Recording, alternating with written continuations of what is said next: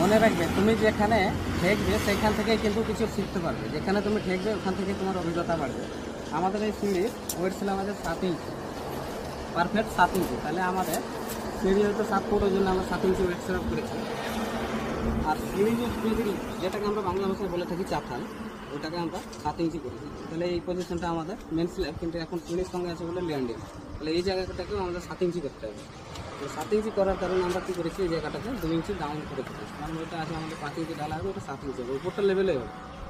7 ইঞ্চি করার কারণ হচ্ছে, তোমরা হয়তো বলবে যে কেন স্ল্যাব যেহেতু হচ্ছে তাহলে 7 ইঞ্চি করার দরকার ছিল না। দরকার আছে, হয় দরকার এই কারণে আছে যে আমাদের এই মেন বার যত আছে সব কিন্তু 12 দরকার। এই জায়গাটায় মোটা রডের কাজ হচ্ছে, আর মোটা রড না দিলে সিঁড়িটা কিন্তু মজবুতি বাড়বে না। শুধু রড দিলে যে হবে তা না, ওই জন্য আমরা মোটা ঢালাইটাও দিচ্ছি যাতে জিনিসটা ভালো হয়। আর একটা জিনিস খেয়াল করতে হবে তোমাদের, এই যে সিঁড়ির ক্যাঁচি সিস্টেম, আমরা যেটাকে বলে থাকি ক্যাঁচি সিস্টেম, ওইখান থেকে এই দিকটা উপর হয়ে যাবে, এইখান থেকে এই পজিশনটা আবার নিচে মেন বটম হবে। এদিকটা স্টার বার উপরে বটম টপ, এদিকটা কিন্তু মেন। তাহলে মেন হলে নিচে যাবে, এখান থেকে এটুকু টপ উপরে আছে। আর এই সিস্টেমে যদি রডটা বাঁধা হয়, তোমার কেউ কিছু বলতে হবে না, কাজটা ভালো হবে। কাজ করার আগে ভাবতে হবে, কাজ করার পরে ভেবে কোনো লাভ হবে না।